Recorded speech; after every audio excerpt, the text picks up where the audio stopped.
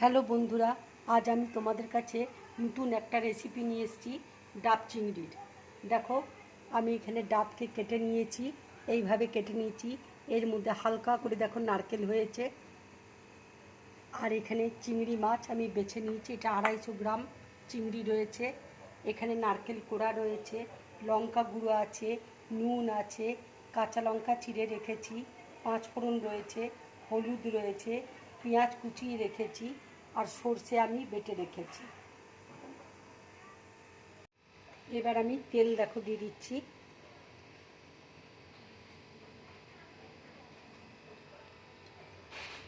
ঠিক এতটা পরিমাণ তোমরা তেল দেবে। তেল দেখো গরম হয়ে গেছে। এবার আমি 5 ফোড়ন দিয়ে দিচ্ছি। 5 ফোড়নটা ভাজা হলে আমি পেঁয়াজ কুচি দিয়ে দেবো। এবার আমি পেঁয়াজ কুচিটা দিয়ে দিচ্ছি। এটা আমি খুব হালকা করে ভেজে নেব।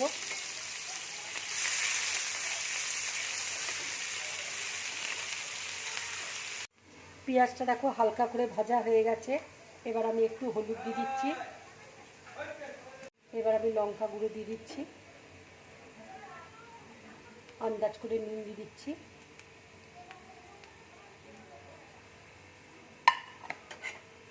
এটা দেখো সাদা সর্ষে আর কাঁচা লঙ্কা আমি বেটে রেখেছি।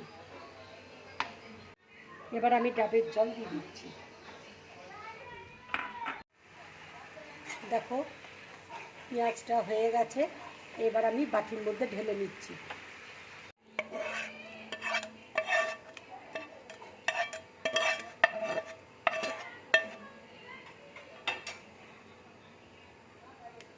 এর মধ্যে সর্ষে বাটা আমি দিয়ে দিচ্ছি,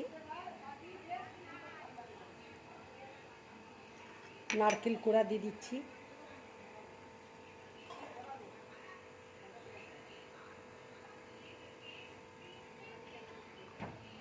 এবার কাঁচা লঙ্কাটার মধ্যে দিয়ে দিচ্ছি, দিয়ে আমি সব একসাথে মিক্সড করে নিচ্ছি। চিংড়িতে দেখো আমি অল্প করে নুন আর হলুদ মাখিয়ে নিচ্ছি।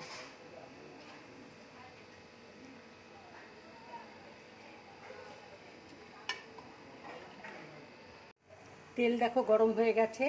এবার আমি চিংড়ি মাছটা ভালো করে মাখিয়ে নিচ্ছি।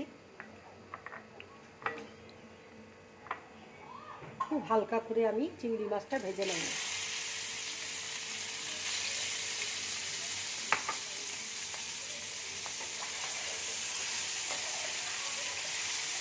চিংড়ি মাছটা দেখো আমি হালকা করে ভেজে নিয়েছি। এবার আমি গ্যাসটা অফ করে দিচ্ছি। এবার এই বাটির মধ্যে আমি এর সাথে মিশিয়ে নিচ্ছি।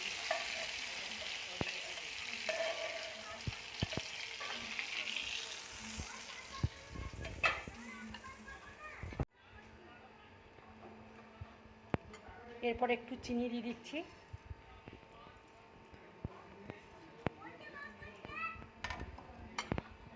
এবার দেখো ডাবের মধ্যে আমি চিংড়িগুলো আস্তে আস্তে ভরে দিচ্ছি।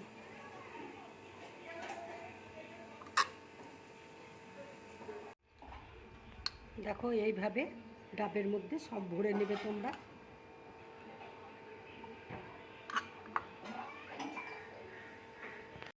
দেখো সব ভরা হয়ে গেছে ডাবের মধ্যে। এবার আমি ঢাকা দিয়ে দিচ্ছি। এবার আটা দিয়ে দেখো মুখটা আমি ঢাকা দিয়ে দিচ্ছি। এটা এবার আমি মাইক্রো ওভেনে দেবো। এটা সময় লাগবে 1.5 ঘন্টা। 1.5 ঘন্টা বাদে আমি এটা বার করে তোমাদেরকে দেখাবো কেমন রান্না হয়েছে। দেখো ডাব চিংড়িটা হয়ে গেছে।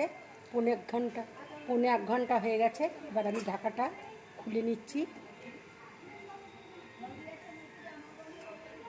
তোমাদেরকে দেখাচ্ছি। দেখো কি সুন্দর কালার এসছে।